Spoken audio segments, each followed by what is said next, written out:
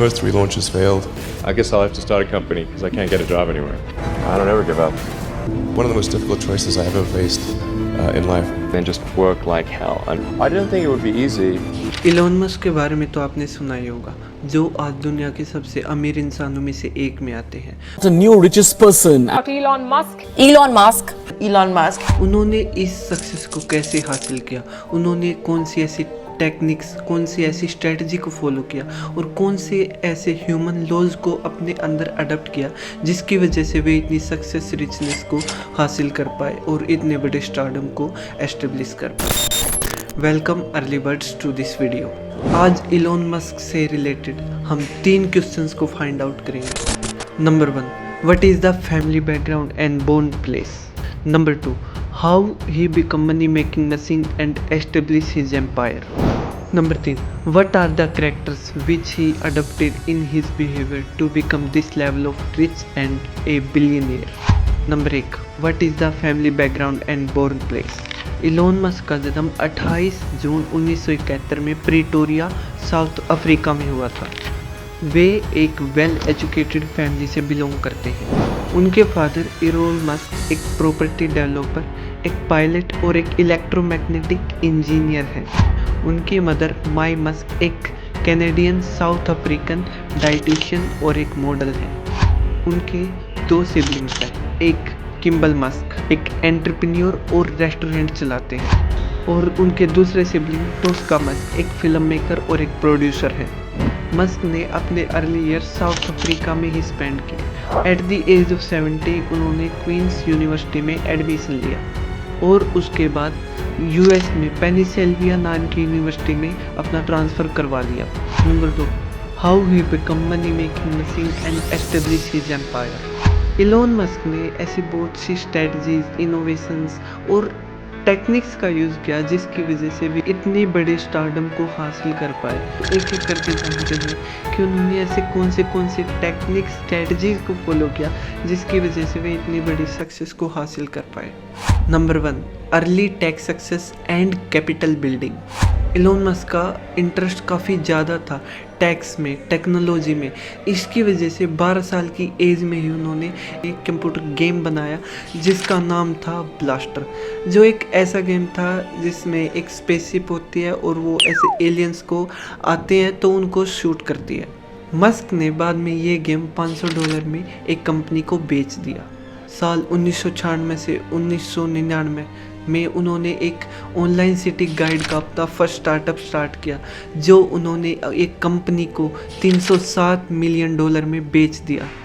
साल 1999 से 2002 ये वो दौर था जब उन्होंने एक ऐसी चीज़ को फाइंड आउट कर लिया जिससे हम ऑनलाइन ट्रांजैक्शन कर सकते हैं, जो हमने कभी सोचा नहीं था कि हम फ़ोन के ज़रिए एक अकाउंट से दूसरे अकाउंट में पैसे को भेज सकते हैं। इलॉन मस्क ने उस चीज़ को कर दिखाया। आज उस चीज़ को हम पेपल के नाम से जानते हैं, जिसको हम पहले x.com के नाम से जानते थे। उन्होंने इसको $1.5 बिलियन में eBay को बेच दिया। Number 2, risk taking and re investment into big ideas. जो उन्होंने सक्सेस हासिल की अपने अर्ली ईयर्स में, उन्होंने उस चीज़ को सेलिब्रेट करने के बजाय जो सारा का सारा पैसा उनके पास आया, जो उन्होंने अर्न किया, उन्होंने वो सारा का सारा पैसा बड़े बड़े आइडियाज़ में इन्वेस्ट किया। ऐसी कौन सी इंडस्ट्रीज़ थी जो उन्होंने देखा कि ये इंडस्ट्रीज अच्छा परफॉर्म कर सकती हैं और उन्हें एक अच्छी आउटपुट लाकर दे सकती हैं। SpaceX 2002, disrupting space travel with reusable rockets. Tesla 2004, उन्होंने इलेक्ट्रिक कार्स में इन्वेस्ट किया। जब लोगों को इलेक्ट्रिक कार्स के बारे में पता भी नहीं था तब उन्होंने उस चीज़ पर विश्वास किया और अपना पैसा टेस्ला की कार्स में इन्वेस्ट किया। सोलर सिटी 2006, जिससे हम क्लीन एनर्जी के नाम से भी जानते हैं, 2015 से 2016 ये वो दौर था जब दुनिया के सामने सबसे बड़ी चीज़ आई, AI, जिसे आज हम न्यूरालिंक और ओपन AI के नाम से जानते हैं, जिसकी वजह से आज हम कुछ भी क्रिएट कर सकते हैं। एक फेक आदमी, एक फेक वॉइस, एक फेक इमेज, एक फेक वीडियो और दुनिया भर की नॉलेज हम एक सिंगल क्लिक से हासिल कर सकते हैं। द बोरिंग कंपनी 2016, इसमें अर्बन ट्रैफिक को सोल्व करने के लिए उन्होंने सिटी के नीचे अंडरग्राउंड टनल्स बनाना स्टार्ट कर दिया, जिसकी वजह से ट्रैफिक की प्रॉब्लम्स को काफ़ी हद तक सोल्व किया गया। नंबर 3, की strategies used by Elon Musk for this success. Disruptive innovation, उन्होंने अपना कदम हाई बैरियर इंडस्ट्रीज में रखा जहां पर कंपटीशन बहुत ज़्यादा कम था। उन्होंने फर्स्ट प्रिंसिपल को फॉलो किया, that is thought is the thing. अगर उनके पास कोई प्रॉब्लम आती तो वो प्रॉब्लम को उसके बेसिक लेवल से सोल्व करना स्टार्ट करते, जिसकी वजह से वे ओपन एआई, रीयूजेबल रॉकेट्स और न जाने कितनी कितनी चीज़ों को वो हासिल कर पाए और उनका इन्वेंशन कर पाए। Vertical integration and cost cutting, suppliers पर डिपेंडेंसी को कम करने के लिए उन्होंने स्पेसएक्स और टेस्ला में यूज़ होने वाले मोस्ट ऑफ कंपोनेंट्स को अपनी कंपनी में ही बनाना स्टार्ट किया, जिसकी वजह से वे कॉस्ट को कट कर पाए और किसी बाहर के सप्लायर को पैसा न देना पड़े। इस चीज़ को उन्होंने रिड्यूस कर दिया। जो रॉकेट्स यहाँ पर यूज़ होके बाहर स्पेस में जाती थी वे वेस्ट हो जाती थी, उनको हम रीयूज़ नहीं कर सकते थे। उन्होंने ऐसी रॉकेट्स का इन्वेंशन करना स्टार्ट किया जो रीयूज़ की जा सकती थी और स्पेस से दोबारा अपने अर्थ पर लाई जा सकती थी, जिसकी वजह से उनकी कॉस्ट को काफ़ी हद तक रिड्यूस किया गया और उनकी कंपनी प्रॉफिट में चल पाई। एग्रेसिव स्केलिंग एंड एग्जीक्यूशन, उनके अर्ली फेलियर के होने के बावजूद भी उन्होंने टेस्ला और स्पेसएक्स में बनने वाली चीज़ों को लगातार कंटिन्यू रखा और अपनी ग्रोथ को लगातार बढ़ाते चले गए। स्पेसएक्स लॉन्च कॉस्ट को रिड्यूस किया और उनके जो अपोनेंट थे लाइक नासा, उन्होंने उन सब को जीत लिया और रीयूजेबल रॉकेट्स को बनाकर दिखा दिया। Marketing and personal branding, Elon Musk ने टेस्ला और स्पेसएक्स की प्रोडक्शन को बढ़ाने के लिए, उनकी पीआर बढ़ाने के लिए ट्विटर का यूज़ किया, जिसको आज हम एक्स के नाम से भी जानते हैं। उन्होंने मोस्ट ऑफ कस्टमर की अटेंशन को ग्रैब किया by the invention of Cybertruck and Dogecoin. Long term vision and high appetite for risk, वो रिस्क लेने से कभी डरे नहीं, क्योंकि रिस्क है तो इश्क है। उन्होंने अपना सारा पैसा कंपनीज में री इन्वेस्ट किया। उनकी सोच छोटी नहीं थी, वे 100 साल आगे का सोचते थे। उन्होंने सोच रखा था कि वे मार्स को कोलोनाइजेशन करेंगे, एआई का क्रिएट करेंगे with the help of a single click. वे दुनिया की सारी इंफॉर्मेशन को एक सिंगल स्क्रीन पर ला सकें। उन्होंने ऐसा 100 साल आगे तक का सोच रखा था। Number 4, current net worth and influence. आज मस्क दुनिया का सबसे अमीर इंसान है, जिसकी नेटवर्थ 200 से 500 बिलियन डॉलर है और वो Tesla, SpaceX, the boring company, solar energy और न जाने कितनी ही ऐसी कंपनियां हैं जिनको कंट्रोल करते हैं। Number 4, what are the characters which he adopted in his behaviour to become this level of rich. Elon Musk की सक्सेस सिर्फ एक बिजनेस स्ट्रेटजी या कोई सिर्फ टेक्निक नहीं थी। उनके बिहेवियर में बहुत सारे ऐसे पॉजिटिव पॉइंट्स थे जिसकी वजह से वे इतनी बड़ी सक्सेस को हासिल कर पाए। Number 1, extreme hard work, ethics and discipline. Musk एक वीक में 80 से 100 घंटे काम करते थे और कभी कभी काम करते करते वे अपने ऑफिस या फिर फैक्ट्री के फ्लोर पर ही मैट्रेस डालकर सो जाते थे। Yeah, so 7 days a week, sleeping in the factory. ऐसा ही सेम लेवल का कमिटमेंट वे अपने टीममेट्स, अपने एम्प्लॉयज़ पर भी रखते थे कि वे उन जैसे ही इनपुट अपने काम में दे पाएँ। Number 2, risk taking and fearlessness. Bankruptcy का रिस्क होते हुए भी उन्होंने अपने पेपल से कमाया हुआ सारा का सारा पैसा टेस्ला, स्पेसएक्स में इन्वेस्ट कर दिया। उन्हें फेलियर का डर नहीं था, वे फेलियर से डरते नहीं थे।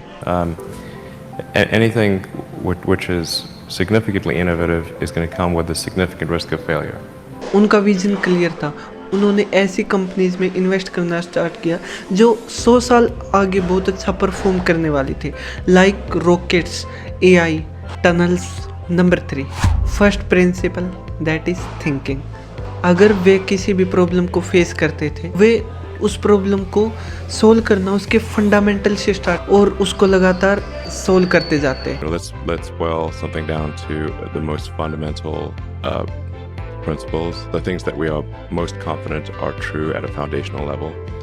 उन्होंने अपने रॉकेट्स, स्पेसएक्स, टेस्ला के मोस्टली पार्ट्स को अपनी कंपनी में ही बनाना स्टार्ट किया, जिसकी वजह से उनकी जो कॉस्ट थी वो 90% कम हो गई। Number 4, vision, thinking and long term focus. उन्होंने क्विक प्रॉफिट्स पर ध्यान नहीं दिया, इसके बजाय उन्होंने 100 साल आगे का सोचा, लाइक स्पेसएक्स, टेस्ला, एआई, जिसकी वजह से वे इतनी सक्सेस को हासिल कर पाए। और मार्स कोलोनाइजेशन, स्पेसएक्स, टेस्ला, इन सब में अपना सारा पैसा इन्वेस्ट किया और अपने फ्यूचर विजन को क्लियर रखा। Number 5, obsession with learning and accessibility. उन्होंने बहुत सारी चीज़ किताबें पढ़कर सीखे, हैंड ऑन एक्सपीरियंस लिया, like car manufacturing, SpaceX, Tesla, AI, tunnelling. वे जो भी चीज़ में हाथ डालते, जो भी चीज़ वे सीखना चाहते, उस चीज़ को वे जल्दी से जल्दी सीख लेते थे ताकि वे कंपटीटर से आगे निकल सके और अपनी प्रोडक्शन को बढ़ा सके और कस्टमर को ग्रैब कर सके। You're self-taught? Yeah. Well, self-taught, yes, meaning I don't have an aerospace degree. So how did you go about acquiring the knowledge? Well, I read a lot of books, talked to a lot of people, and have a great team. Number 6, high tolerance for failure. Successful होने से पहले SpaceX के rockets, Tesla, AI बहुत बार fail हुए, लेकिन वे इस temporary failure के बजाय अपने आप को आगे पुश करते रहे और सक्सेसफुल हो गए। 2008 और 2018 में टेस्ला लगभग बैंकरप्सी के कगार पर था, लेकिन उन्होंने उसे बचा लिया और बैंकरप्ट नहीं होने दिया। Maybe had less than 3 failures. When you had that third failure in a row, did you think, I need to pack this in? Never. Why not? I don't ever give up. Number 7, customer centred thinking.